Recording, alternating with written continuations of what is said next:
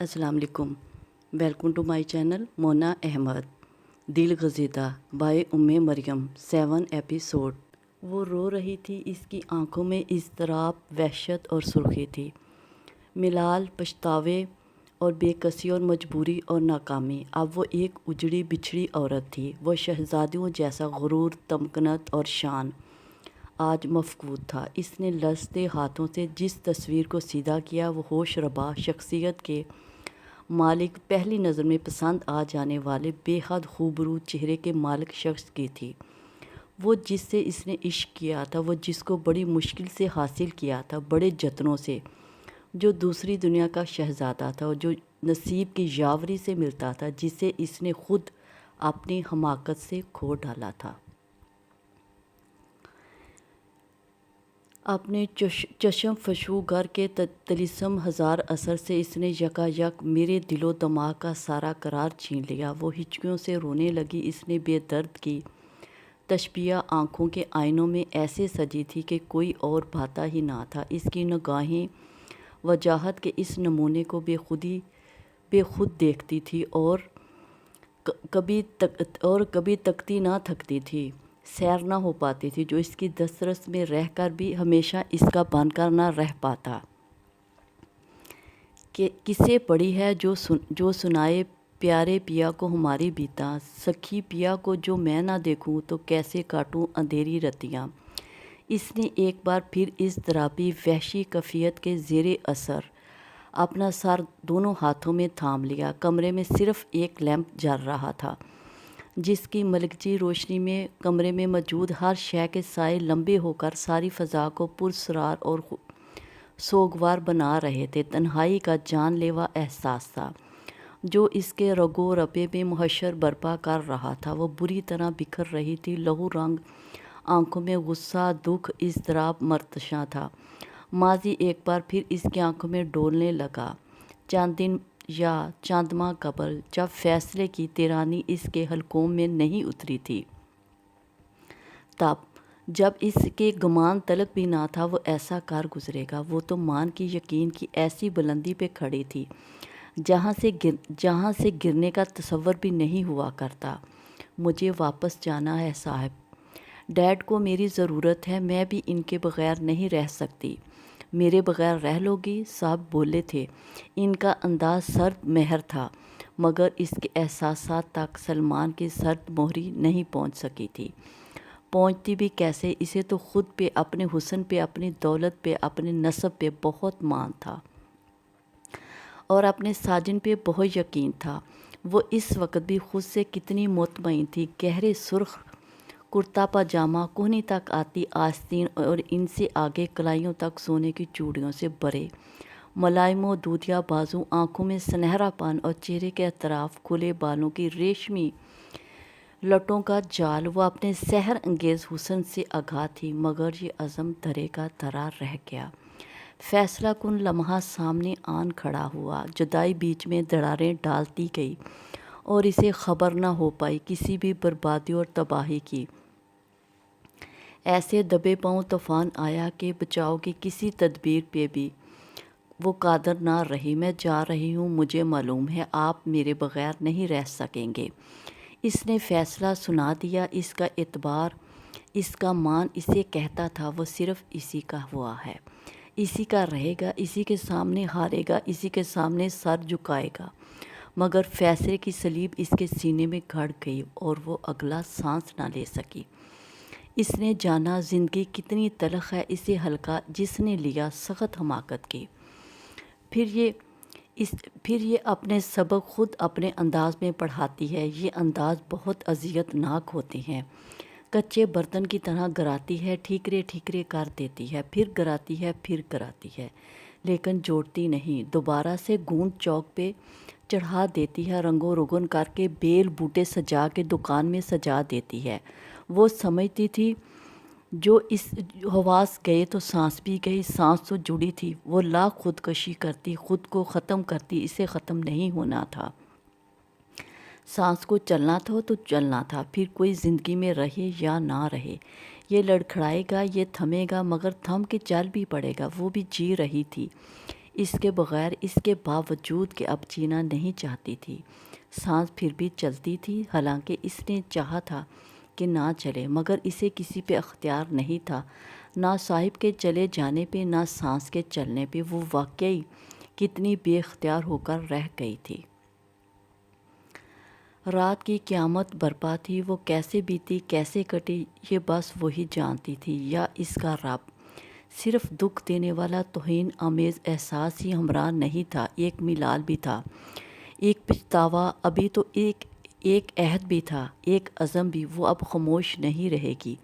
یہ بھی ظلم کی ایک صورت تھی، اور اللہ ظلم سہنے والوں کو پسند نہیں فرماتا۔ رات جانے کب کیسے آنکھ لگ سکی تھی اس کی، اب اٹھی تو آدھے سے زیادہ لحاف صوفے سے نیچے لٹک رہا تھا۔ وہ ایک کونے میں سکڑی پڑی تھی، ذرا سا کسمسائی تو لحاف کا یہ کونا بھی سرک گیا۔ سردی کا احساس اتنا گہرا تھا کہ خود بخود آنکھ کھل گئی۔ نگاہ بے خودی و بے اختیاری کے عالم میں سامنے اٹھی۔ بستر خالی تھا، مطلب منیب اٹھ چکا تھا۔ اس نے اٹھتے ہوئے دوپٹہ کھینچ کر شانے پہ ڈالا۔ ہوا کی شوریدہ سری کے باعث سال خوردہ کھڑکی کا پٹ از خود کھل کر چوں چوں کی آواز سے آگے پیچھے جھولتا تھا۔ اس نے آگے بڑھ کر کھڑکی بند کرنی چاہی۔ باہر دھندلے غبار کے سوا کچھ نظر نہ آیا۔ اوس قطرہ قطرہ پگھل کر کھڑکی کے پٹ سے گرتی تو بارش کا گمان ہوتا۔ غانیہ سے زور سے پٹ بند کر دیا اور خود پلٹ کر واش روم میں وضو کے لیے چلی آئی۔ پانی سرد اور یخ بستا تھا۔ وضو کرتے وہ باقاعدہ کپکپانے لگی۔ نماز ادا کرتے، دعا مانگتے بھی یہ کپکپاہٹ اس کے وجود کا مستقل حصہ بنی رہی۔ جائے نماز لپیٹتے اس کی نگاہ پھر کھلی کھڑکی پہ پڑی۔ صبح کی برفیلی ہوا کے جھونکے کمرے میں آتے، پچھواڑے میں لگے درخت اس غبار میں چھپے ساکن کھڑے تھے۔ کہیں نزدیک سے ہی کسی بلی کے نوزائیدہ بچے کی مدھوم آواز بھی وقفے وقفے سے سناٹے کو توڑ جاتی۔ اسے ہمدان کا خیال آیا، اس کی بے قراری یاد آئی۔ اسے اپنے نہیں، اس بچے کے حق کے لیے ضرور اس شخص کے مقابل کھڑے ہونا تھا۔ کیا میں ایسا کر سکوں گی؟ اس نے سوچا، خود سے سوال کیا، اور خود ہی خائف بھی ہونے لگی۔ اسے اس شخص کا تنفر اور آنکھوں کی سختی یاد آئی۔ اسے لگا وہ اس شخص سے نہیں لڑ سکے گی، وہ بنا مقابلے کے ہی ہار تسلیم کر رہی تھی۔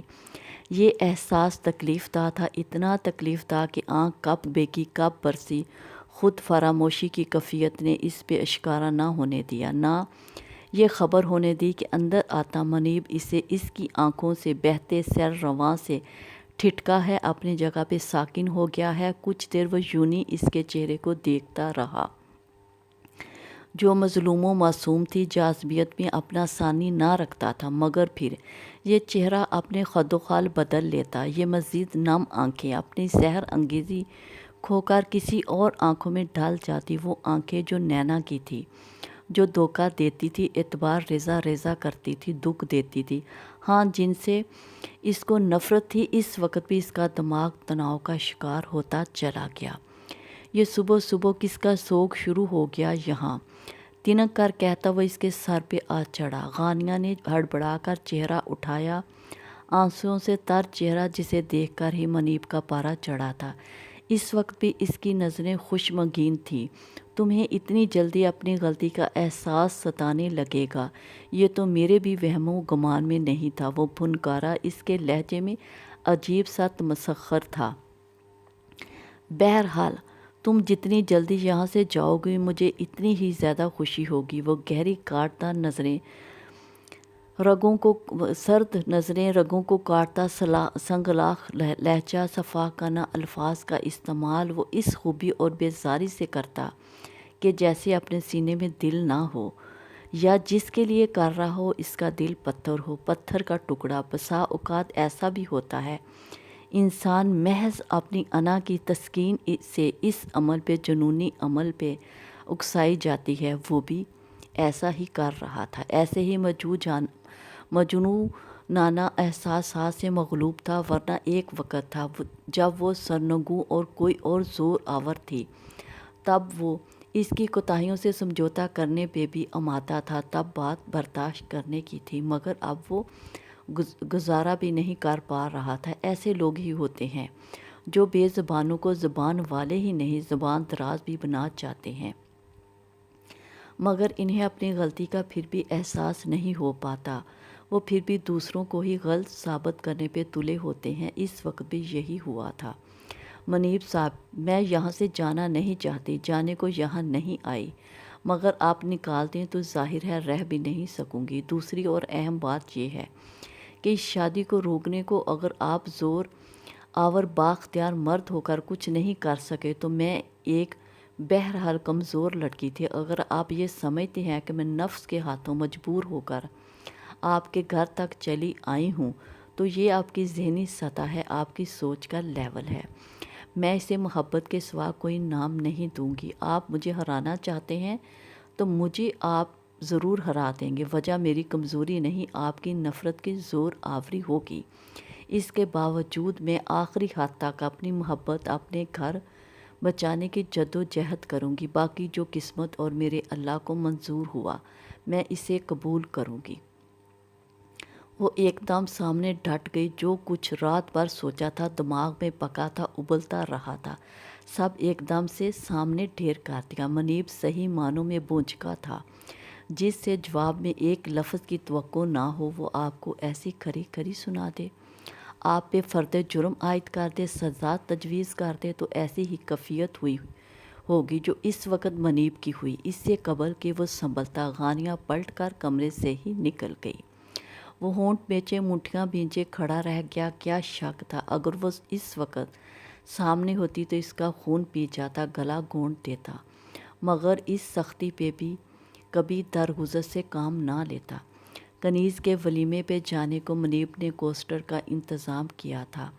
باقی ساری فیملی اور 5 افراد، وہ خود شہر سے چاچو اور فضا وغیرہ، تو اپنی گاڑیوں پہ آئے تھے۔ سفر تو لمبا نہیں تھا مگر ان لوگوں کی تیاری ہی ختم ہونے میں نہ آتی تھی۔ منیب کا موڈ آف ہونے لگا۔ اب تو ابا جی کو بھی فکر نہیں تھی۔ صحن میں چاچو کے ساتھ محفل جمائے حقہ گڑگڑائے جاتے، ہاتھ میں چائے کی پیالی تھی جس سے باپ اٹھ اٹھ کے بھی تھم گئی، مگر ان کی باتیں ختم ہوتی تو اس پہ توجہ جاتی۔ ولیمہ کی تقریب کے لیے غانیہ نے اماں کا پسند کیا ہوا تیز جامنی رنگ کا جوڑا استری کیا تھا، جس پہ سلور مکیش اور سلور ہی موتی ستاروں کا بہت جلملاتا ہوا کام تھا۔ جیولری میں صرف بڑے بڑے سلور جھمکے یا نازک سا سلور گلو باند، مگر اماں کو پھر بھی اس کی تیاری ادھوری لگتی تھی۔ جبھی اسے چوڑیاں کنگن وغیرہ پہننے پہ اصرار کر رہی تھی، جبکہ غانیہ متعامل تھی۔ منیب اسے ٹوک چکا تھا، وہ اس شخص کے مخالف کیسے چل لیتی جبکہ اس کے ساتھ زندگی کا طویل سفر طے کرنے کا عہد باندھے تھی۔ اماں کے اصرار کے باوجود جب وہ بہانے بنا کر انہیں بہلانے کی کوشش میں مصروف تھی، منیب کو پھر سے تاؤ آنے لگا۔ اتنی ضدی کیوں ہو تم، جہاں باقی 16 سنگار کر لیے ہیں؟ چوڑیاں پہننے میں کوئی حرج ہے؟ کسی ضروری کام سے وہ بہت عجلت میں اندر آیا تھا، مگر اسے ضرور ڈانٹ ڈالا۔ اصل غصہ تو اس کی صبح کی زبان درازی کا تھا جو بہرحال نکلنا تھا۔ غانیہ نے گردن موڑ کر عاجزانہ انداز میں اسے دیکھا، جس کی نظروں میں خفا تپش اس کا چہرہ جھلسانے کے در پہ تھی۔ مام، مگر آپ نے خود منع کیا تھا کہ جیولری نہ پہنوں۔ وہ اٹکتے ہوئے سہی، مگر اس نے بات مکمل کر لی۔ منیب کی اسے دہکتی آنکھوں میں گویا خون اتر آیا۔ Shut up! اس کا ہاتھ غانیہ پہ اٹھتا اٹھتا رہ گیا۔ تم جتنی فرما بردار ہو، جتنی مظلوم ہو، سب پتہ ہے مجھے، وہ غرایا۔ غانیہ سہم کر رہ گئی تھی۔ جاہل عورت ہو تم، ورنہ ایک سمجھدار خاتون کو معلوم ہوتا ہے کہ سسرالی تقاضے کیسے نبھانے ہیں اور شوہر کی مرضی کا خیال کیوں کر رکھنا ہوگا، مگر تم تو اپنے دکھوں کی تشہیر کی عادی ہو، تم یہ سب کیوں کرو گی بھلا؟ وہ پھر اسے جھاڑ جھپاڑ رہا تھا، اس کی کوتاہیاں گنوار رہا تھا۔ وہ نم آنکھیں جھپکائی یہ لعنت ملعنت سہتی دراز کھول کر چوڑیوں کا ڈبہ نکال رہی تھی۔ عجلت و گھبراہٹ میں چوڑیاں پہنتے جانے کیسے اس کا ہاتھ زخمی ہوا، مگر منہ سے کراہ بھی نہ نکلی۔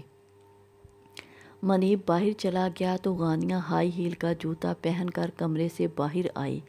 تیار حالت میں اس کی منتظر برجائی اور تائی اماں نے ایک ساتھ اسے باہر آتے دیکھا، مگر واری صدقے صرف اماں ہوئی تھیں۔ ماشاءاللہ چشمے بد دور، انہوں نے والہانہ انداز میں اٹھ کر اس کا ماتھا چوما اور وہ بے دلی سے مدہوم سا مسکرائی۔ چلیں۔ سہیل کلائی پہ رسٹ واچ باندھتا ہوا واپس آ گیا۔ کاکا کدھر ہے؟ فضا پتر بیٹھ کے گڈی وچ۔ تاؤ جی کو سب کی فکر تھی۔ ہاں جی سب بیٹھ گئے ہیں، آپ بھی آ جائیں ابا جی۔ سہیل کے تسلی دلانے پہ ابا جی گھٹنوں پہ ہاتھ کا دباؤ ڈالتے بمشکل اٹھے۔ سردی شروع ہوتے ہی انہیں جوڑوں کے درد کی شکایت ہو جاتی تھی۔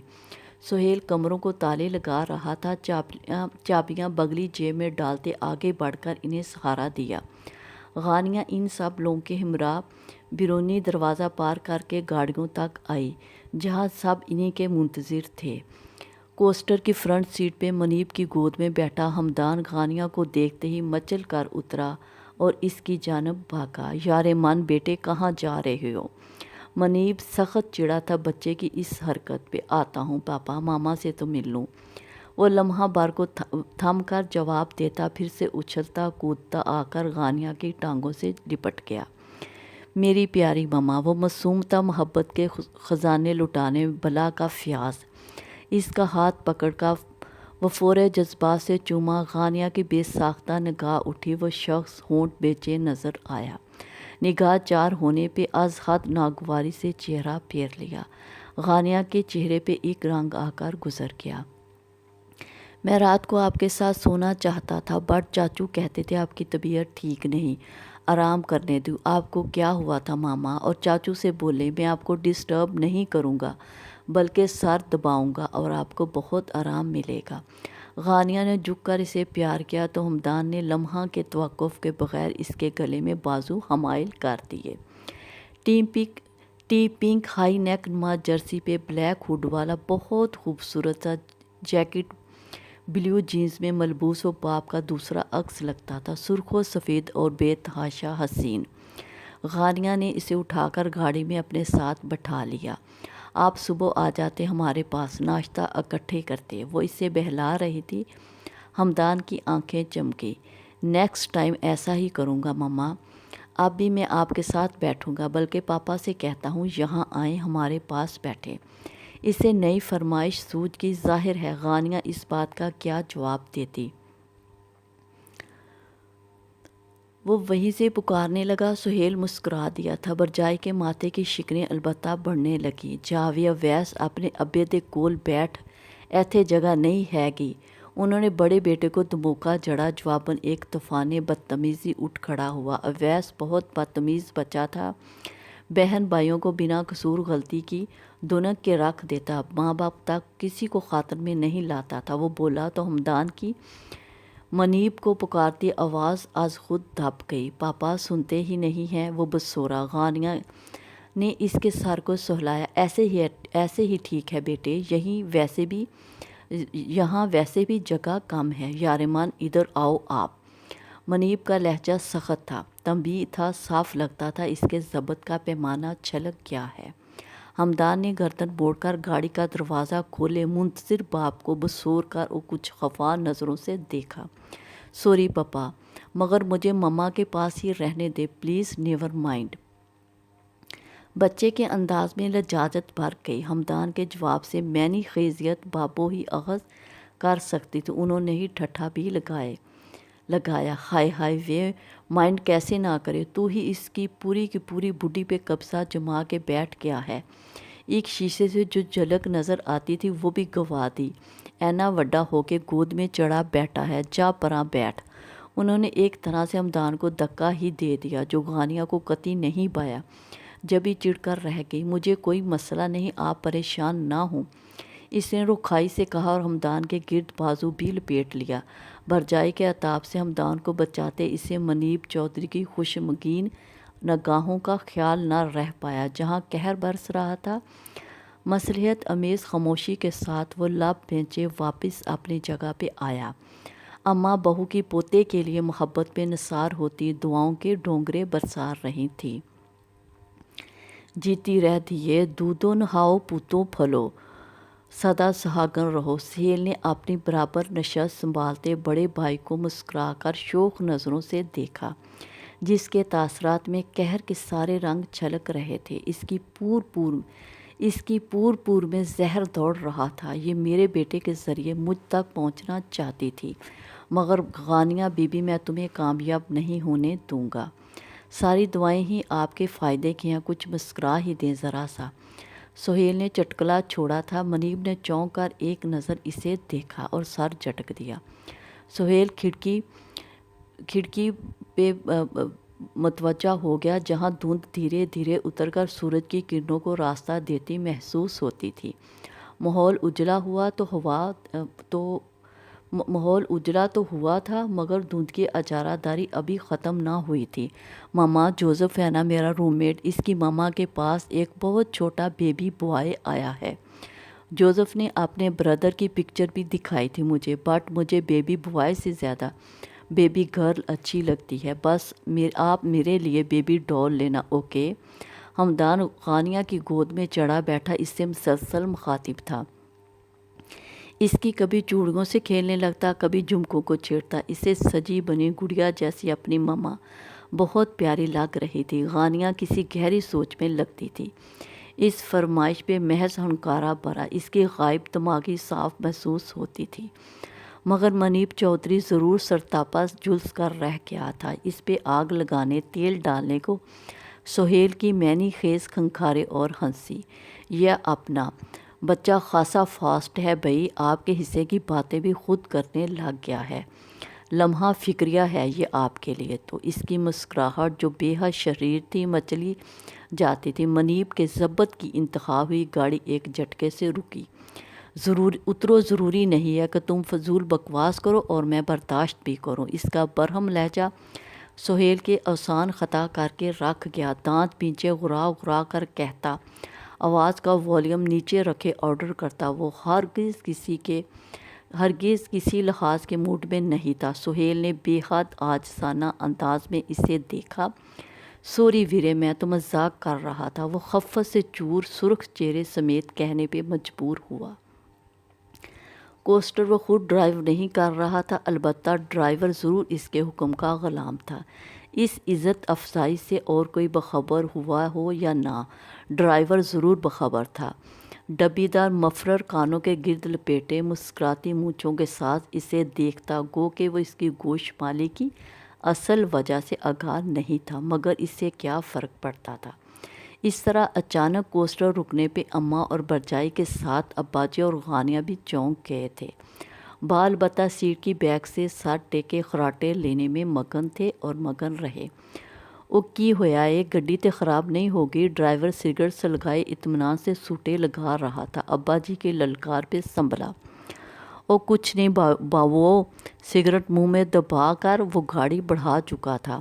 ہمدان غانیہ کو میسر پا کر اتنا نخال تھا کہ ہر بات اس سے کر لینے کا متمنی نظر آ رہا تھا۔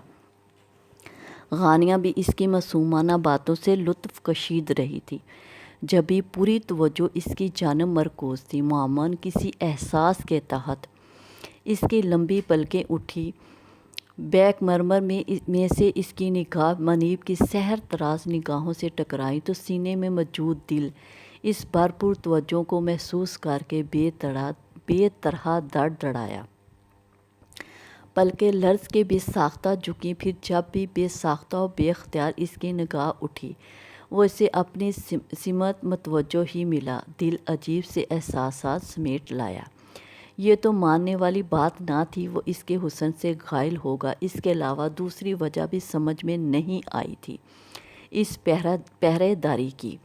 وہاں ولیمے کی تقریب کے دوران اس کی توجہ کا مرکز وہی رہی تھی۔ غانیہ کنفیوز تو تھی ہی، کچھ اور بھی اعتماد سے عاری نظر آنے لگی۔ کنیز کے سسرال میں بھی اسے خصوصی توجہ سے نوازا گیا تو وجہ اس کا نئی دلہن ہونا ہی نہیں، وکیل باؤ کی دلہن ہونا اور شہر کی بے حد حسین لڑکی ہونا بھی ٹھہرا تھا۔ وہ گلاب کی ایسی منہ بند کلی تھی جو ہر کسی کی توجہ اور ستائش کا باعث ٹھہرتی ہے۔ غانیہ اس توجہ پہ، اس ستائش کو پا کر ہرگز خوش نہیں تھی، بلکہ ایک بے چینی محسوس کر رہی تھی۔ منیب نے ہمدان کو دوبارہ اس کے پاس بھی نہیں آنے دیا تھا۔ یہ بات اور بھی اس کے لیے اضطراب کا باعث تھی۔ واپسی پہ کنیز اور اس کا شوہر بھی ان کے ہمراہ تھے۔ کنیز کی خوشی اس کے چہرے اور آنکھوں سے ہی نہیں، اس کی بات بے بات چھلکتے ہنسی سے بھی عیاں تھی۔ غانیہ کا دل بہت بھاری ہوتا جا رہا تھا۔ گھر پہنچنے تک وہ تھکن سے چور تھی، مگر کمرے میں آ کر چادر اتارے بغیر بیگ میں کپڑے رکھنے لگی۔ وہ جانتی تھی رسم کے مطابق ماما پاپا اسے ساتھ لے کر ہی جائیں گے۔ اگر منیب کوئی آر نہ سمجھتا تو وہ بھی ضرور جاتا، اور ہمدان بھی، لیکن وہ صرف اپنی تیاری کر رہی تھی کہ یہ بہت تلخ صحیح مگر حقیقت تھی کہ ہمدان کے حوالے سے کسی معمولی فیصلے کا بھی اختیار اس کے پاس نہیں تھا۔ 2 جوڑے کپڑوں کے ساتھ اس نے سویٹر اور گرم شال رکھ کے بیگ کی زپ بند کی۔ ابھی سیدھی بھی نہیں ہوئی تھی کہ منیب دروازہ کھول کر اندر چلا آیا۔ یہ بیگ، منیب نے جوتے کی نوک سے بیگ کو ہلکی سی ٹھوکر لگاتے استفہامی مگر سرد نظروں سے اسے دیکھا۔ غانیہ ہراساں ہوئی۔ اس سوال کا مقصد سمجھ نہیں آیا، جبکہ وہ سب جانتا بھی تھا۔ مجھے جانا ہے مما پاپا کے ساتھ۔ اس شخص کی نظریں ایسی تھی، تاثرات ایسے تھے کہ غانیہ کی زبان لڑکھڑا گئی۔ بات مکمل نہ ہو سکی۔ اس نے تھوک نکل کر حلق تر کرتے اس شخص کو ایک نظر دیکھا جس کے چہرے پہ خوفناک تاثر تھا، بلا کی سرد مہری تھی۔ ہمیشہ کے لیے؟ سوال تھا کہ زہریلا خنجر جو اس بے دردی سے اس کے سینے میں گاڑا کہ وہ اگلا سانس لینا بھول کر فق چہرے سے اسے دیکھنے لگی، جو پتھر کا بنا تھا، جہاں کوئی نرمی نہ تھی، کوئی گنجائش نہ تھی۔ جبھی اسے مزید کانٹوں پہ گھسیٹنے میں تعمل نہیں کیا۔ ہمیشہ کے لیے جانا چاہتی ہو تو ضرور چلی جاؤ، مجھے ہرگز کوئی اعتراض نہیں ہوگا۔ اس کا لہجہ سنگلاخ، شفاف اور سنگین تھا۔ غانیہ کو لگا وہ ابھی چکرا کے گر جائے گی۔ ایسا ہی بے جان ہوتا جا رہا تھا اس کا جسم۔ وہ یکدم نیچے بیٹھ گئی۔ کیا کہہ رہے ہیں آپ؟ منہ پر ہاتھ رکھے وہ بے ساختہ اور بے اختیار رو دی۔ اس شخص کو لمحوں میں جان نکالنے کا فن آتا تھا۔ ہر ستم نئے انداز میں ڈھاتا تھا، ایسے کہ وہ گمان تک نہ کر پا رہی ہوتی۔ Shut up! وہ داڑھا اور غضبناک انداز میں ٹھوکر مار کر بیگ دور پھینک دیا۔ اس کے چہرے پر صرف سختی تھی۔ پوچھا تم نے مجھ سے اجازت لی؟ تم بساؤ گی یہ گھر؟ صلاحیت ہے تم میں اتنی؟ گھروں کو بسانے میں ہمت اور قربانی دینی پڑتی ہے، اور تم؟ آئی ایم سوری، مجھ سے غلطی ہو گئی، معاف کر دیں منیب۔ ڈری سہمی روتی کانپتی لڑکی ہاتھ جوڑ کر معافی مانگتی تھی، منت کرتی تھی۔ منیب کے اندر جانے کب سے بھڑکتی آگ پہ اس عجزی و انکساری اور گڑگڑاہٹ نے پانی کے چھینٹوں کا اثر ڈالا۔ تسکین کا معمولی سا احساس کہیں اندر بسی بے چینی و اضطرار میں اترا۔ اس پہ تلخ اور کڑوی نگاہ ڈالتا، معافی کے اشارے کو ایک لفظ ادا کیے بغیر وہ پلٹ کر باہر چلا گیا۔ غانیہ آنسو پوچھتی اٹھی، ٹھوکر سے الٹ جانے والے بیگ کو سیدھا کر کے کپڑے واپس نکالے، الماری میں پہنچا دیے۔ بیگ بند کر کے بیڈ کے نیچے رکھتے ہوئے یکسر فراموش کر چکی تھی کچھ دیر قبل یہاں سے جانے کو کتنا بے چین تھی۔ اس شخص کے غیظ بھرے انداز نے اسے سب کچھ بھلا دیا تھا۔ تم ابھی تک تیار نہیں ہوئی غانیہ؟ شام ڈل چکی ہے، موسم بھی خراب ہو رہا ہے۔ صوفے پہ بیٹھی وہ کسی سوچ میں گم لگتی تھی جب فضا نے آ کر اسے ہڑبڑا ڈالا۔ میں ساتھ نہیں جا سکوں گی فضا، تم یہ بات ذرا طریقے سے مما پاپا کو سمجھا دو۔ ایکچولی ہمدان کو 1 آدھ دن تک ہاسٹل واپس جانا ہے، کنیز بھی کل چلی جائے گی تو اچھا نہیں لگتا۔ وہ ایسے فراٹے سے بولی گویا پہلے سے سوچ کر بیٹھی ہو کیا کیا وضاحتیں پیش کرنی ہے۔ فضا اسے دیکھتی رہ گئی۔ اس کے بہت بدل جانے کا اسے پھر سے یقین ہوا تھا۔ نظریں نہ چاہتے ہوئے بھی شاکی پن سمیٹ لائیں۔ تم 1 دن میں ہی بیگانی ہو گئی غانیہ؟ آئی تو میں بھی بہت تھوڑے دنوں کو تھی اور جانا بھی بہت دور تھا، مگر خیر یہ تمہارے سسرال کا معاملہ ہے تو تو ہمیں ہی سمجھوتا کرنا پڑے گا۔ کوشش کرنا میرے واپس جانے سے پہلے ایک چکر ضرور لگا لو۔ فضا نے حتی الوسیع اپنا لہجہ نرم رکھا تھا، شکایت کا رنگ نہیں آنے دیا۔ اس کے باوجود غانیہ کا دل بھرا گیا تھا۔ وہ اٹھ کر بے ساختہ اس کے گلے لگ گئی۔ میں ضرور آؤں گی، بہت چاہا، مگر اس کی آواز پھر بھی نمی سمیٹ لائی، جسے محسوس کرتے ہی فضا نے انداز تبدیل کیا۔ بھئی تمہارے وکیل صاحب نہ روکتے تو چلو ہم کچھ اکٹھا وقت گزار لیتے، مگر اب مجبوری ہے۔ ملکیت کے سارے اختیارات ان کے قبضے میں ہیں۔ سچ بتاؤ تو انہوں نے روکا ہے نا تمہیں؟ غانیہ کچھ نہیں بولی، ہونٹ کچلتی آنسو پیتی رہی۔ فضا نے بغور دیکھا اور گال تھپکا تھا اس کا۔ خوش نظر کیوں نہیں آتی ہو غانیہ؟ حالانکہ محبت کی فاتحہ ہو تم تو۔ میں خوش ہوں، وہ گھٹی آواز میں تسلی دینے لگی۔ اگر تم ہمدان اور کنیز کے بہانے کے سوا منیب صاحب کا کہتی کہ انہوں نے روکا ہے تو مجھے ضرورت نہ پڑتی یہ سب کہنے کی غانیہ۔ فضا نے تعصب سے وضاحت کی۔ غانیہ ایک دم کنفیوز ہوئی۔ ریلی انہوں نے ہی روکا ہے؟ جھکی لرزتی پلکوں کے ساتھ وہ لاچاری کے عالم میں یقین سونپ رہی تھی۔ اور کیا کہا تھا مجھے بتاؤ؟ فضا مائل با شرارت ہوئی۔ مسکراہٹ دبائے اسے بے اوسان کیا۔ غانیہ ایک دم جنپ گئی۔ اب تم بھی تنگ کرو گی مجھے؟ کہاں جی، تم نے تو سارے حقوق ہی وکیل صاحب کو عنایت کر دیے ہیں ہماری مجال۔ غانیہ کا رنگ سرخ پڑا تھا جانے کس جذبے کے تحت۔ تم خوش ہو غانیہ؟ من پسند ساتھی عورت کی سب سے بڑی خوش بختی کی علامت ہوا کرتا ہے۔ فضا کے سوال نے اسے گمسم کر ڈالا، جبھی محض سر ہلانے پہ اکتفا کر پائی۔ وکیل صاحب بھی اتنی ہی محبت کرتے ہیں تم سے جتنی تم کرتی ہو؟ فضا کے انداز میں پھر شرارت اتری۔ اب تمہیں دیر نہیں ہو رہی؟ جاؤ تم۔ وہ بری طرح کنفیوز ہوئی تھی جبھی اسے دھکا دیا۔ فضا گئی تو ہمدان آ گیا تھا۔ وہ اس کا بری طرح اسیر لگتا تھا۔ تھینک گاڈ کہ آپ نہیں گئی، ورنہ پاپا تو مجھے جانے بھی نہ دیتے آپ کے ساتھ۔ وہ آتے ہی اسے لپٹ گیا۔ میں آپ کو چھوڑ کر کبھی نہیں جاؤں گی میری جان۔ جواباً وہ اس کے ریشمی بالوں والا سر وارفتگی سے چومنے لگی۔ بے لوث محبت، بے لوث خدمت کے جذبے کو جنم دے رہی تھی۔ وہ اس بچے کی خاطر ہر مشکل سہنے کا عزم باندھ لیتی تو کبھی نہ تھکتی۔ آپ نے کہا جان، اور پاپا مجھے یار من کہتے ہیں۔ ماما یار من کا کیا مطلب ہوا، جبکہ نام تو میرا ہمدان ہے، منصب ہمدان ہے نا؟ وہ اچک کر اس کی گود میں گھس گیا تھا۔ ننھے منھے معصوم ہاتھوں میں اس کا چہرہ تھامے سوال پہ سوال داغنے لگا۔ ہاں بیٹے، بہت پیارا نام ہے آپ کا، منصف ہمدان، دنیا کا سب سے پیارا نام۔ وہ اسے خوش کرنا چاہتی تھی۔ ہمدان واقعی کھلکھلانے لگا۔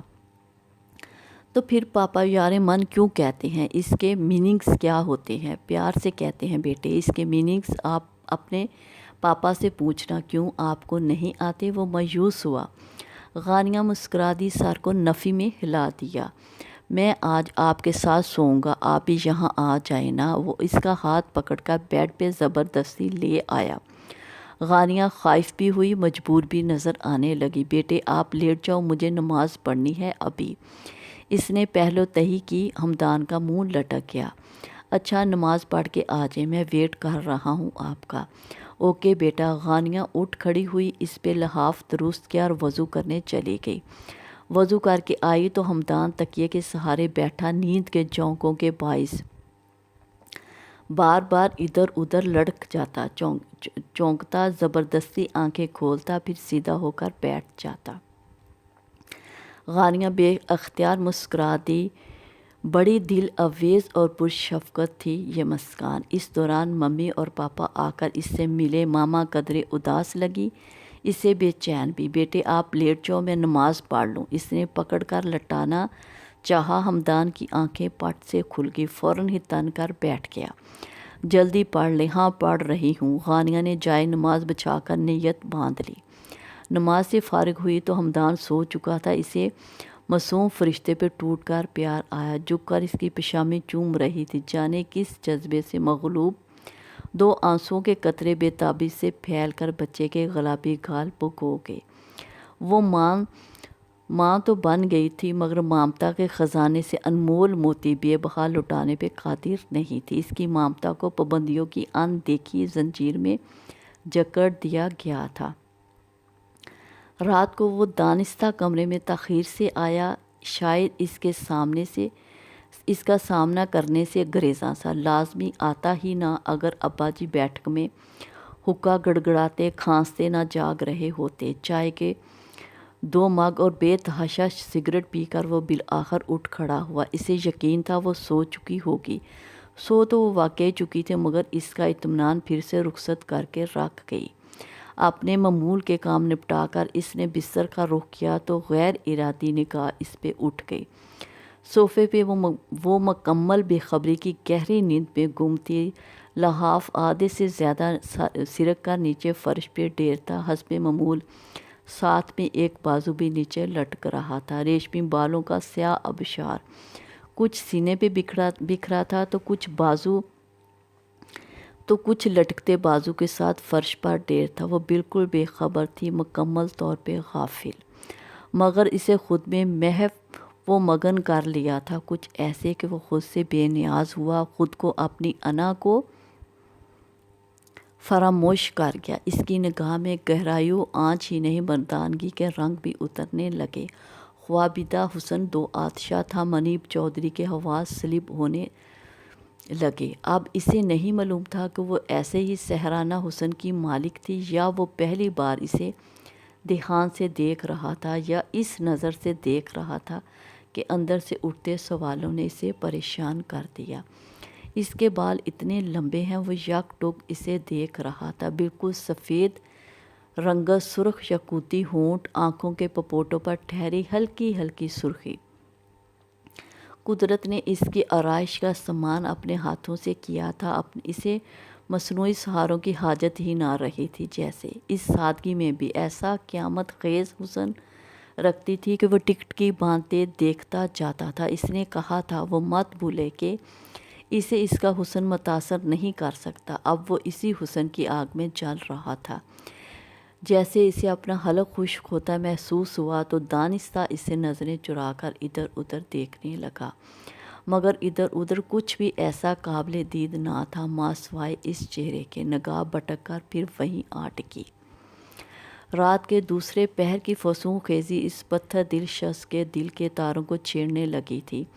اسے خود پہ اختیار کھوتا محسوس ہوا جو وہ کھونا نہیں چاہتا تھا مگر جیسے بے باس تھا، کسی نادیدہ جکڑن میں جکڑا جا چکا تھا۔ اسی بے خودی کی کیفیت میں وہ اس پہ جھکا۔ وہ بہت قریب سے اسے دیکھا تو یہ سحر انگیزی کچھ اور شدت سے اسے جکڑنے لگی۔ کوئی طویل مسافت اس نے طے کی تھی، نہ میلوں کے آگے تک کا سفر کیا، پھر بھی اس کے حلق میں کانٹے چبھنے لگے۔ سانسوں نے ماحول کے ساتھ کوئی گٹھ جوڑ کر لی تھی، گویا رات کی یہ تنہائی اور دلکشی اسے بہت پیار سے من مانی پہ اکسا رہی تھی۔ اس کا دل شدتوں سے چاہا احتقاق کا احساس اندر سے پوری شدت سے امڑ رہا تھا کہ ان خود ساختہ فاصلوں کو سمیٹ دے اور اس صحرا کو، اس جادوگرنی کو اپنے بازوؤں بھرے جس نے اسے اپنے سحر اپنے فسوں میں باندھ لیا تھا۔ یہ خواہش اتنی شدت رکھتی تھی کہ وہ خود کو اس کی سمت ہاتھ بڑھانے سے روک نہیں سکا، مگر ایک انا بھی تھی، زخمی بلبلاتی انا، جو تڑپ کر جاگی اور بڑے دھڑلے سے اس احساس کے دامن کو پکڑ کر زوردار جھٹکا دیا۔ وہ چونک گیا، اسے یاد آیا، بر وقت یاد آیا، اسے یہ فاصلے برقرار رکھنے ہیں ورنہ نینا کی طرح وہ اس کے سامنے بھی پسپا ہو جاتا، ہار جاتا۔ اس کی ہار ہی غانیہ کی جیت تھی اور اب کہ اسے ہار کسی طور بھی منظور نہ تھی۔ وہ اس لڑکی کو جتا کر دوسری نینا کی فتح نہیں ہونے دے سکتا تھا۔ اس کے اندر سے وہی نفرت امٹی اور پورے وجود میں پھیل گئی۔ بھینچے ہوئے ہونٹوں کے ساتھ وہ ایک جھٹکے سے سیدھا ہوا اور اپنے بستر پہ جانے کی بجائے دروازہ کھول کر باہر نکلتا چلا گیا۔ غانیہ ہنوز اسی بے خبری کے عالم تھی، یہ جانے بنا کہ کوئی اس کی موجودگی کی وجہ سے کیسے پل صراط سے گزر گیا ہے۔ اس نے مین لائٹ آف کی اور نکلتے ہوئے دروازہ آہستگی سے بند کر دیا۔ اس کا رخ اپنے کمرے کی بجائے لان کی طرف تھا۔ سیاہ تاروں بھری رات کی چادر پورے آسمان پہ پھیل چکی تھی، فضا میں پھولوں کی مہک رچی تھی، ہلکی پھلکی خنکی اس بات کو چار اطراف پھیلا رہی تھی، مگر اس وقت اس کا ذہن، اس کی حسیات، ہر احساس پر خوشبو سے بےگانہ تھی۔ وہ پشت پہ ہاتھ باندھے گھاس پہ ٹہلتا تھا، اس کا سایہ دراز تھا۔ روشنی کی طبیعت ٹھیک نہیں ہے مون، بالکل ٹھیک نہیں۔ ہاسپٹل میں ایڈمٹ کرانا پڑا ہے، تم پھر فور آ جاؤ، بلکہ میری اصلاح ہے، بچی کو اس کی ماں کے حوالے کر دو۔ اتنے چھوٹے بچے کو ماں سے الگ کر دینا زیادتی نہیں، ظلم عظیم ہے۔ کل شام اسے آپا کا فون آیا تھا تو یکدم کتنا بھڑک گیا تھا۔ ایسا کبھی سوچیے گا بھی نہیں آپا، میں اپنی بچی پہ اس عورت کی جھلک نہیں پڑنے دوں گا۔ آپ دینے کی بات کرتی ہیں، اب وہ کتنا عرصہ ہوا ان سے بھی درستی و سختی سے بات کرنے لگ گیا تھا۔ انہیں دکھ کے ساتھ غصہ بھی آیا۔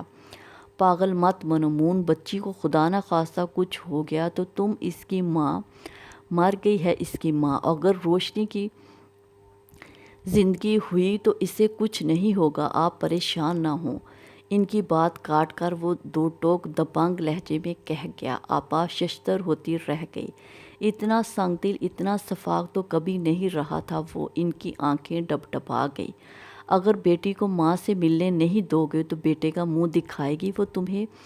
دستبردار ہو جاؤ گے بیٹے سے؟ اس کے فیصلہ کن انداز سے نلا وہ ڈانٹ کر بولی اور مون چونک کر رہ گیا۔ اسے یاد آیا پچھلے 2 ماہ سے وہ اپنے بیٹے سے نہیں مل سکا، آپا سے سلسلہ منقطع کر کے اس نے ادھر رابطہ بحال کیا تھا، بات دانستہ ملازم سے کی اور بہت آسانی اور سہولت سے اپنا مداح کہہ ڈالا۔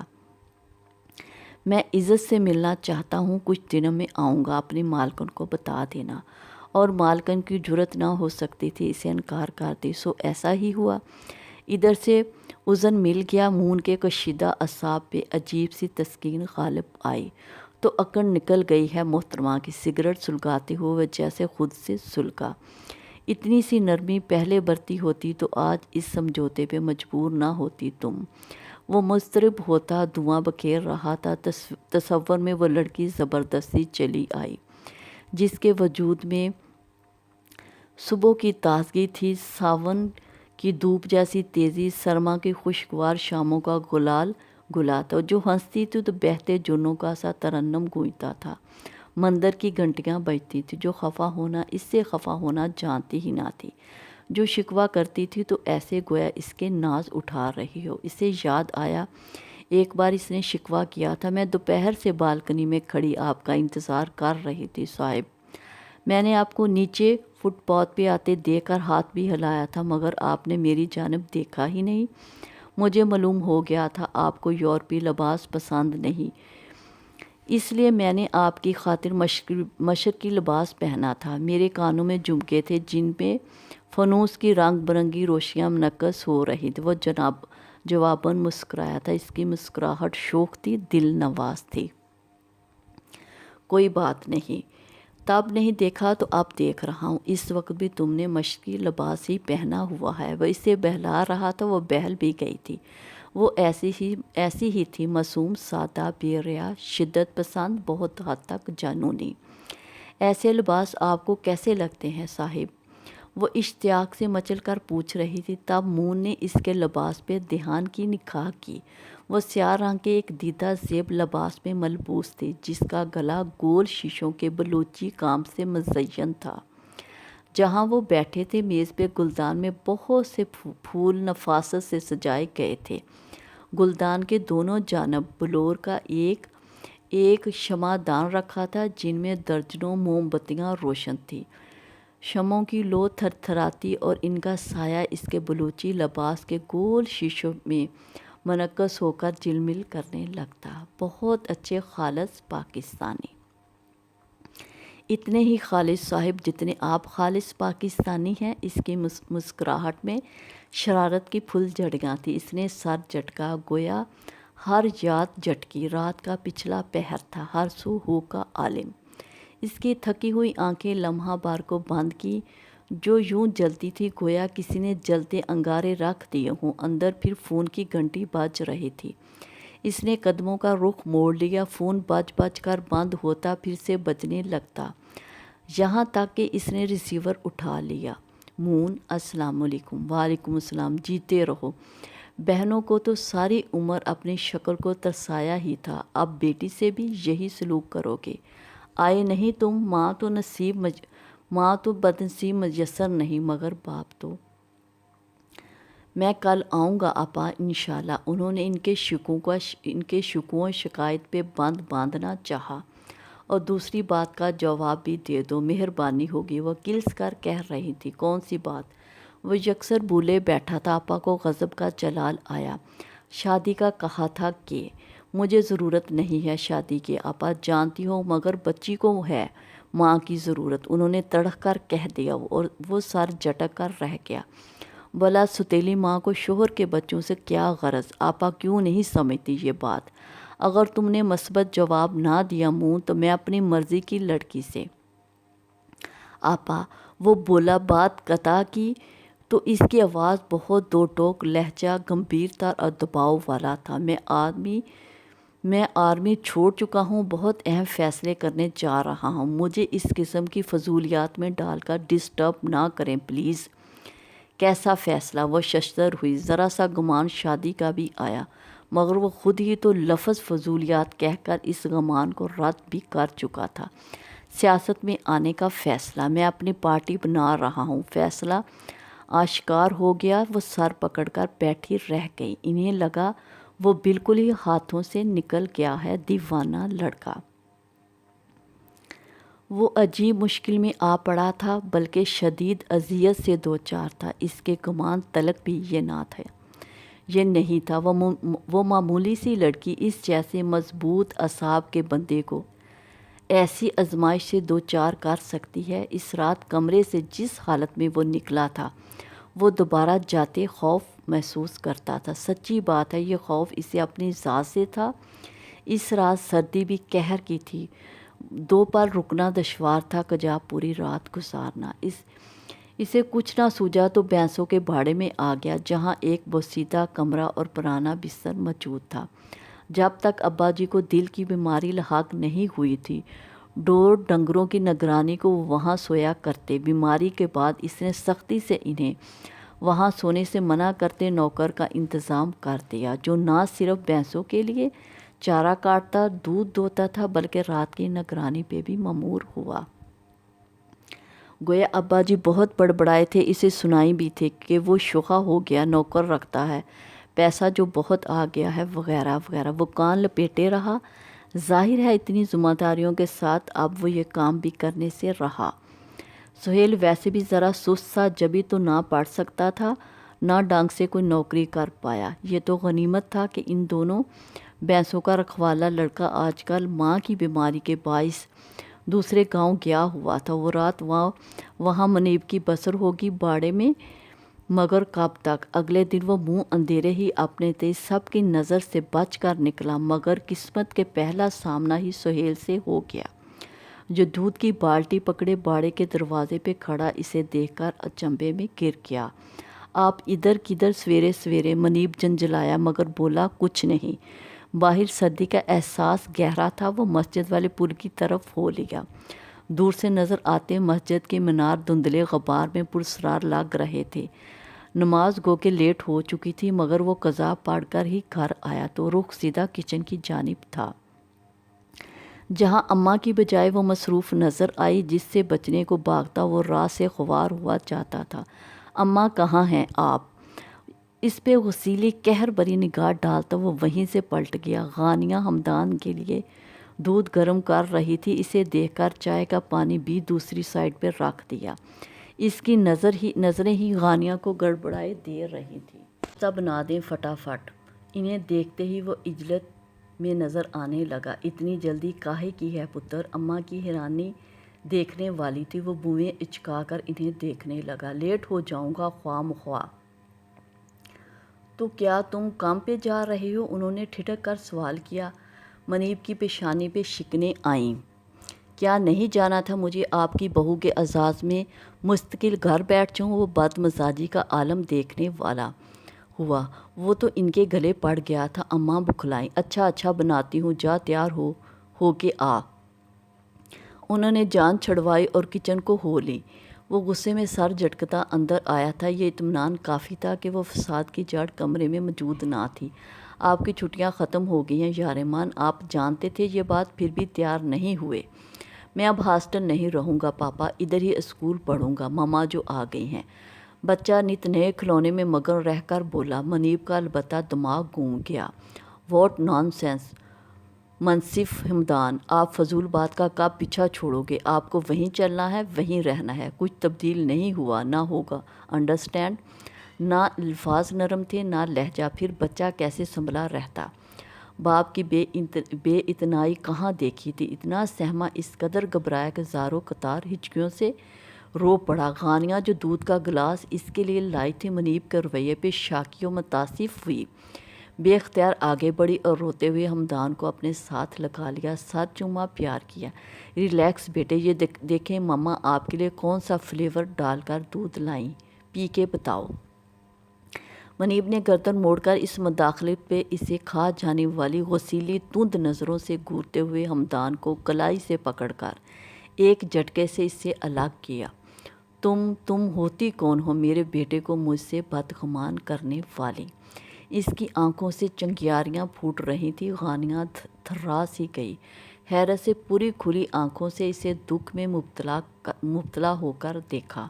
مام میں تو شٹ اپ، وہ زور سے داڑا۔ حمدان سہما ہوا کھڑا تھا، ٹکر ٹکر دونوں کو دیکھتا۔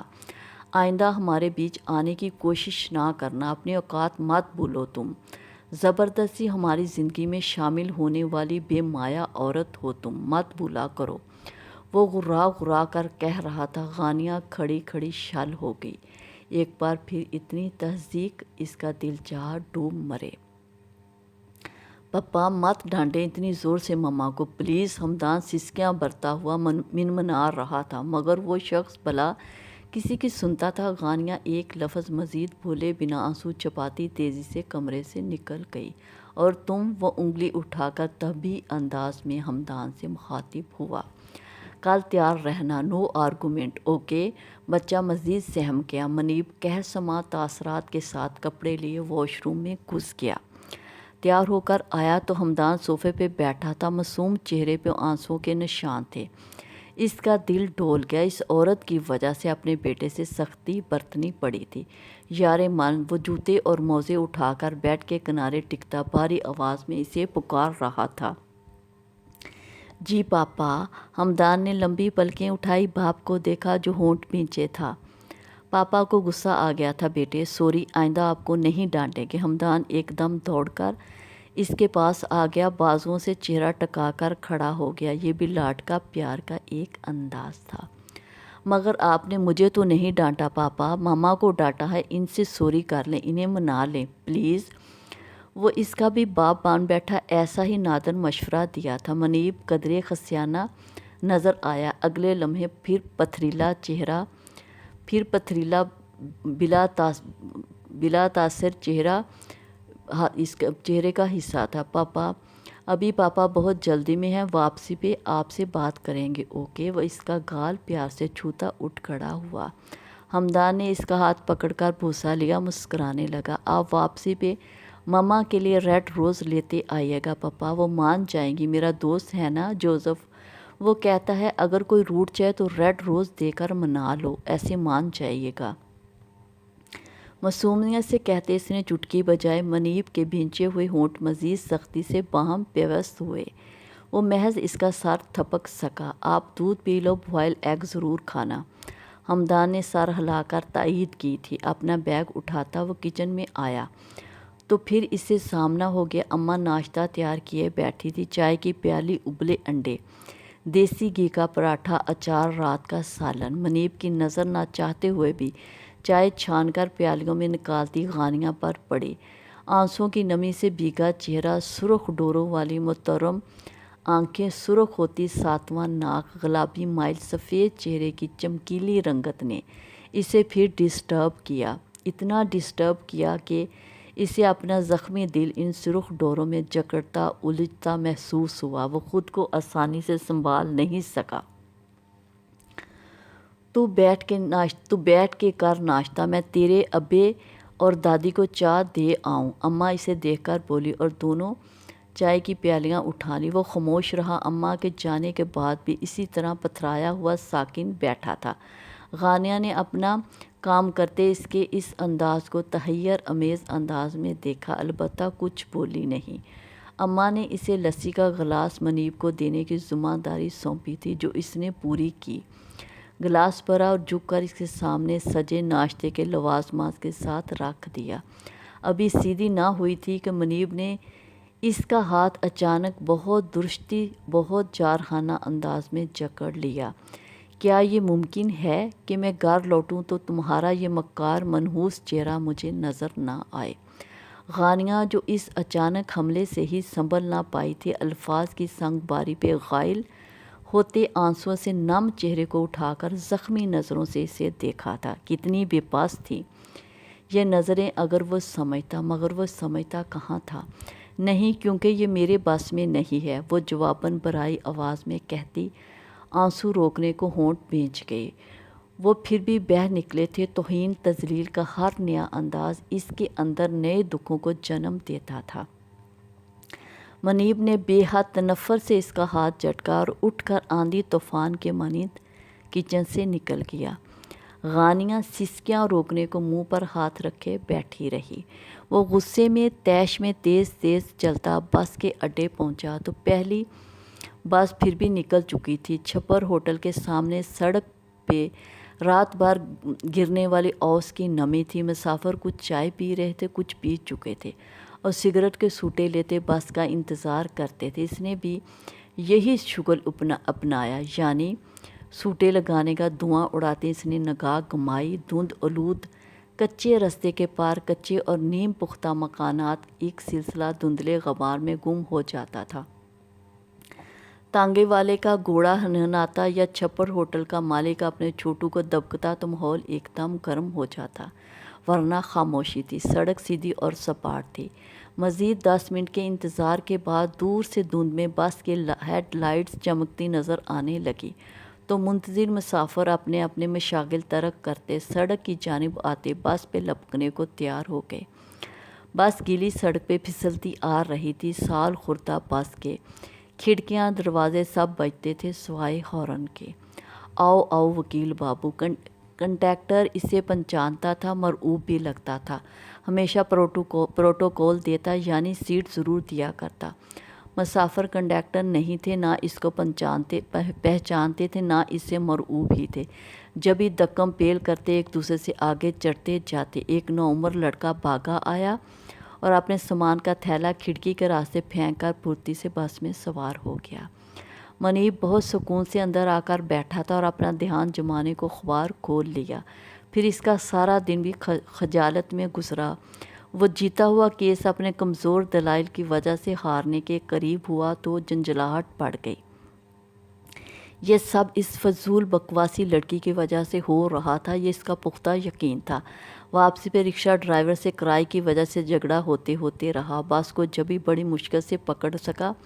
اس کا ایک پیر پائیدان پہ، دوسرا زمین پہ ہی تھا، جب سر پہ ڈبی دار مفرل لپیٹے کنڈکٹر نے سال خوردہ ہلتی اور بجتی بس کے سائڈ پر زور سے ہاتھ مار کر چلایا اور ڈرائیونگ سیٹ کے کنارے پر براجمان بس کے معمر ڈرائیور نے پوری طرح رکنے سے بیشتر ہی بس پھر دوڑا دی۔ وہ گرتا گرتا بچا، جیسے تیسے اندر پہنچ گیا۔ سگریٹ نہیں تھی۔ 1-2 مسافر اگر اترتے تو 10 اور چڑھ جاتے۔ لوگ ایک دوسرے میں پھنسے نہیں، دنستے پڑے تھے۔ تل دھرنے کی جگہ نہیں تھی، مگر کنڈکٹر کا بس نہ چلتا تھا۔ رات چلتوں کو بھی اٹھا کر بس میں سوار کر لے، سواری چڑھانے تک جو کنڈکٹر میٹھی زبان کے پھول برساتا نہ تھکتا تھا۔ مسافر کے اندر قدم رکھتے ہی آنکھیں ایسے ماتھے پہ رکھ کے جگہ نہ ہونے کی شکایت پہ سواریوں کے گلے پڑتا کہ اس کا تربوز جیسا سر 2 ٹکڑے کرنے کو منیب کا بے اختیار دل چاہنے لگتا۔ خدا خدا کر کے بس شہر کے مضافات سے نکلی تو رش بھی قدرے کم پڑا۔ اسے سیٹ بھی جیسے تیسے مل گئی، مگر یہ اطمینان اور سکون کا عالم زیادہ طوالت اختیار نہ کر سکا اور خاک میں مل گیا کہ بس چلتے چلتے ایک جھٹکے سے رک گئی۔ کنڈکٹر نے باہر نکل کر سرسری طور پر انجن کا معائنہ کیا۔ بس خراب ہو گئی ہے، آگے نہیں جا سکتی کہہ کر اس نے شلوار کے نیفے سے ایک سگریٹ نکالا اور سلگا کر زمین پر ایسے بیٹھ گیا جیسے اس کا اس بس سے کبھی کوئی تعلق نہ رہا ہو۔ مسافروں کے بڑبڑانے سے یکسر بے پرواہ ہو کر منیب کا دماغ کھول تو پہلے ہی رہا تھا، اب تو جیسے غیظ سے بری حالت ہونے لگی۔ ایک بار تو جی میں آئی جا کر کنڈکٹر کو پھینٹی لگا دے، مگر خود پہ ضبط کرنا پڑا۔ 2 گھنٹے مزید خجل خرابی کے بعد وہ شوگر مل کو گنے سپلائی کر کے واپس گاؤں جانے والی ٹرالی میں لفٹ لے کر پہنچا تو رات مکمل طور پر بھیگ چکی تھی۔ سردی اسے ہی نہیں، وہ چینگوں سے بھی بے حال ہو رہا تھا۔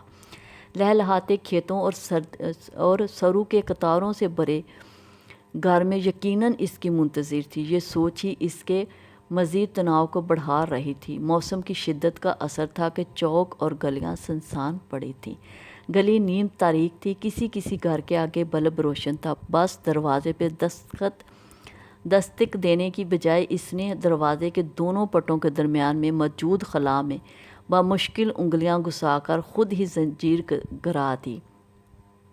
ہلکے سے چھناکے کے ساتھ زنجیر دروازے سے ٹکرائی تو دیوار کے ساتھ اپنے منہ سے اپنے بدن کو کھجاتی بلی نے ایک دم لمبی کلانچ بھری اور دیوار پہ چڑھ گئی۔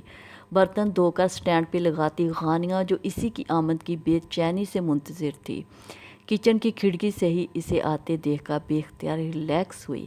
منیب کمرے میں جا چکا تھا، اس کی ہمت نہیں تھی پیچھے جانے اور نئے سرے سے توہین کرانے کی۔ جب بھی وہیں کھڑی رہی، سین میں 3 چارپائیاں بچھی ہوئی تھیں۔ شام میں اماں نے جو یہاں بیٹھ کر سبزی بنائی تھی، ان کے بچے کھچے اجزاء وہیں بکھرے تھے۔ اس نے چارپائیاں ایک ایک کر کے کھڑی کر کے دیوار سے لگائیں اور جھاڑو اٹھا کر فرش صاف کرنے لگی۔ وہ کھانا پکانے میں مصروف تھی۔ باہر کے بچوں نے مل کر گھر کا خوب حشر کیا تھا۔ کپڑے واشنگ مشین میں کم اور باہر زیادہ لٹک رہے تھے۔ وہ ایک کے بعد دوسرا کام سر انجام دے رہی تھی جب کمرے سے چیزیں پٹکنے کی آوازیں آئیں۔ پھر وہ خود باہر آ گیا تھا۔ پہلے بیکار مصروفیت میں مگن غانیہ کو چبھتی نظروں سے گھورا، پھر غصیلی و برہم انداز میں اماں اور حمدان کو زور زور سے آوازیں دیں۔ غانیہ کے ہاتھ سے صفائی کا کپڑا چھوٹ گیا۔ کام بھولے وہ متوش وہیں کھڑی اسے دیکھے گی، اتنی ہمت اب بھی نہیں تھی کہ خود آگے بڑھ کر مخاطب کر لے۔ اس گھر میں کسی کو ہوش ہے کہ میں صبح کا دفع ہوا ہوں، اب لوٹا ہوں تو مجھے بھی کسی چیز کی ضرورت پڑ سکتی ہے۔ حد ہے یعنی بے حسی کی بھی۔ کمرے سے باہر آتی اماں پہ نظر پڑتے ہی وہ برس پڑا تھا۔ خوشمگین نظریں پھر بھی غانیہ پہ ہی تھی، جس کی گھبراہٹ ظاہر ہے مزید بڑی تھی۔ اماں نے احتجاجی متحیر نگاہوں سے پہلے اسے پھر غانیہ کو دیکھا اور قدرے جھنجھلائی۔ کی ہو گیا ہے پتر، کیوں چیخ رہا ہے؟ اماں کے رسان سے کیے گئے سوال پہ منیب کا پارا مزید چڑھا۔ بامشکل خود کو کچھ سخت کہنے سے باز رکھ سکا۔ حمدان کو بھیج دیں میرے پاس، اور کچھ نہیں چاہیے۔ اب کہ وہ بولا تو لہجہ شاکی اور عجیب سی بے بسی لیے تھا، جسے اماں نے محسوس کیا ہو یا نہیں، غانیہ ضرور اضطراب کا شکار ہونے لگی۔ بھیجتی ہوں۔ اماں وہیں سے پلٹ گئی۔ منیب پہلے ہی کمرے میں پھر سے گھس چکا تھا۔ وہ ہاتھ مسلتی ہوئی مضطرب بے چین کچن میں آئی، روٹی تازہ پکائی، سالن گرم کیا، ٹرے سجا کر جانے سے پہلے چائے کا پانی رکھ دیا۔ غانیہ اندر آئی تو منیب کمرے میں نہیں تھا۔ اسے قدرے سکون ہوا۔ جھک کر ٹرے رکھ رہی تھی جب وہ شخص واش روم سے برآمد ہوا۔ کھانا کھا لیں۔ اسے دیکھے بغیر وہ منمنائی۔ منیب نے جواب میں اسے سلگتی نظروں سے دیکھا۔ مل گئی فرصت؟ بالآخر صبر تمام ہوا۔ وہ پھنکارنے لگا، جی۔ غانیہ دھک سے رہ گئی۔ تو وہ اس کی توجہ کا طالب تھا، اسے یقین آ کر کیسے دیتا؟ منیب خود بھی چونک گیا تھا۔ یہ کیا کہہ بیٹھا تھا؟ اسے خود پہ غصہ آیا جب ہی ہیئر برش زوردار آواز سے ڈریسنگ ٹیبل پہ پٹک دیا۔ تب ہی حمدان دروازہ نوک کر کے اندر داخل ہوا۔ دونوں کی توجہ بٹ گئی۔ آپ بہت لیٹ آئے پپا، میں آپ کا ویٹ کرتے کرتے سو گیا تھا۔ باپ سے لگ کر وہ بسورنے میں مصروف ہوا۔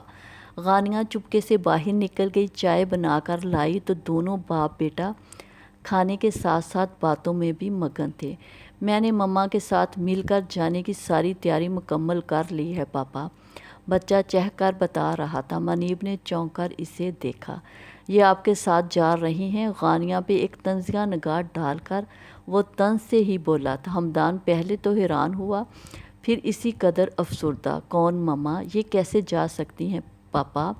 ماما کوئی ہاسٹل میں تھوڑی رہتی ہیں، گھر پہ اپنے بچوں کا ویٹ کرتی ہیں، ان کے لیے کھانا پکاتی ہے۔ مما بھی گھر پہ میرا ویٹ کریں گی، ہے نا مما؟ بالکل بیٹے۔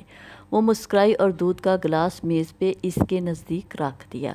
دودھ پیے بغیر آپ نے ہرگز نہیں سونا، اوکے؟ چائے کا مگ ساتھ میں پیناڈول اس شخص کے پاس رکھتے وہ ہمدان سے مخاطب تھی، جبکہ پیناڈول دیکھ کر منیب چونک کر اسے دیکھنے لگا۔ اس کے سر میں شدید درد تو تھا، وہ دوا لینے کا سوچ بھی رہا تھا، مگر اسے بنا کہے کیسے معلوم ہو گیا؟ وہ یہی سمجھنے سے قاصر رہا، نہیں جانتا تھا محبت ایسا طاقتور جذبہ ہے جو بنا کہے سب احوال سے آگاہ کر دیا کرتا ہے۔ اب وہ ابلے ہوئے انڈے چیر رہی تھی، نفاست سے سلیقے سے کاٹ رہی تھی، نمک کالی مرچ چھڑ کر اسی خاموشی سے سرو کر کے اٹھ گئی۔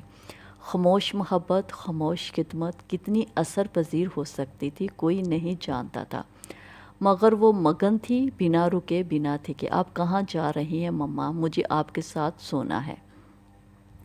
منیب نے چائے بھی پی، انڈے بھی کھا لیے، دوا بھی لے لی۔ اب وہ منتظر تھی پچھلے دنوں کی روٹین کے مطابق وہ جائے تاکہ غانیہ اطمینان سے لیٹ سکے، مگر وہ بستر میں گھسا تھا تو نکلنے کا نام ہی نہیں لے رہا تھا۔ اس پہ ہمدان کی بے چینی۔ ابھی کل ہی اماں نے کمرے میں 2 لحاف دے کر ایک اٹھوا لیا تھا، یہ کہہ کر کہ دوسرے لحاف کی کوئی ضرورت نہیں، میں کمرے میں کوئلوں کی انگیٹھی رکھ دیا کروں گی، ٹھنڈ خود بخود ختم ہو جائے گی۔ انہوں نے ایسا ہی کیا تھا۔ منیب کی عدم موجودگی کے باعث غانیہ کو کوئی مسئلہ بھی درپیش نہ ہوا، مگر اب مسائل ہی مسائل تھے۔ ہمدان اسے پکار رہا تھا، وہ صوفے پہ بغیر لحاف کے کیسے کیوں کر سو پاتی؟ وہ جتنی الجھن میں تھی وہ شخص اسی قدر لاپرواہ اور مطمئن نظر آتا تھا۔ مما آ بھی جائیں، ہمدان بسورنے لگا۔ وہ جمائیوں پہ جمائیاں لے رہا تھا، باپ کے ساتھ بستر میں گھسا اس کا منتظر، حالانکہ باپ کی موجودگی میں اس کی ضرورت نہ تھی، مگر وہ پھر بھی اس کی کمی کو محسوس کرتا اس خلا کو پر کرنا چاہتا تھا۔ غانیہ کو اس بالغ شخص کی خاموشی اور اس کی نظروں کی تپش سے جی بھر کے کوفت محسوس ہوئی۔ آخر وہ اس کے ضبط کیوں آزمانے پہ تل گیا تھا، نئے سرے سے تذلیل کا ارادہ باندھے بیٹھا ہوگا۔ آخر صبح جواب دے کر وہ گستاخی کی مرتکب تو ہوئی تھی۔ بہرحال مما، ہمدان اب کے زور سے چیخا، 7 پیر بھی پٹ گئے۔ غانیہ کا دھیان ٹوٹ گیا، واضح بے بسی اس کے چہرے پہ نظر آئی۔ آپ یہاں آ جاؤ ہمدان، میں آپ کو صلاح دیتی ہوں، وہ ملائمت سے بولی تھی، دل میں ٹھان چکی تھی ہرگز اس شخص کو اپنی توہین کا موقع فراہم نہیں کرے گی۔ اسے دیکھے بغیر بھی وہ منیب کی نظروں کے ارتکاز کو پوری شدت سے محسوس کر سکتی تھی۔ وہاں صوفے پہ کب سوتے ہیں مما؟ سوتے تو بیڈ پہ ہیں، آپ یہاں آ جائیے نا پلیز۔ ہمدان کی پھر وہی ضد، اس شخص کی سابقہ خاموشی اور غانیہ کا غریز اور بے بسی اپنی جگہ پہ قائم رہے۔ ابھی مما نے عشاء کی نماز نہیں پڑھی ہے ہمدان، اگر لحاف میں آ گئی تو انہیں بھی آپ کے ساتھ نیند آ جائے گی۔ نماز پڑھ کے پرومس، میں آپ کو اپنے ساتھ سلاؤں گی۔ وہ اسے بہلا رہی تھی اور ہمدان بہلتا ہی نہ تھا۔ تب منیب کو بہت سرد مہری سے اس بحث کو ختم کرنا پڑا۔ کسی کو اتنا مجبور نہیں کرتے بیٹے، اس کام پہ، خاص کر جسے کوئی کرنا نہ چاہے۔ آپ چپ کر کے سو جائیں پلیز، پاپا کی طبیعت ٹھیک نہیں، اس شور سے ان کے سر میں درد ہو رہا ہے۔ اپنی بات مکمل ہونے سے قبل وہ سر تک کمبل تان گیا تھا۔ غانیہ اس کی آواز میں موجود کھاٹ کو محسوس کرتی اپنی جگہ پہ لخت لخت ہوتی گئی۔ اس کے بعد ہمدان بھی کچھ نہیں بولا تھا۔ غانیہ کٹے دل کے ساتھ وہیں بیٹھی رہی، جانے کتنی دیر بیتی اسی تعصب میں مبتلا رہ کر بالآخر وہ اٹھی تھی، جھک کر ہمدان کو بیڈ سے اٹھانا چاہ رہی تھی، جب منیب نے لحاف سے چہرہ نکالا۔ اسے اس کے مقصد کو سمجھتے آنکھیں یکدم سلگ اٹھی۔ اس جھوٹی ہمدردی کی قطعی ضرورت نہیں ہے۔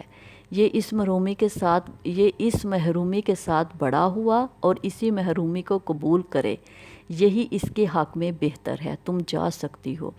جو عورت اچھی بیوی نہ بن سکے وہ اچھی ماں کبھی ثابت نہیں ہو سکتی۔ منیب کا انداز جتنا بھی ٹھہرا ہوا تھا مگر بے حد خفا شاکی بھی تھا۔ غانیہ اپنی جگہ پہ پتھر کی ہو گئی تھی۔ ختم شد۔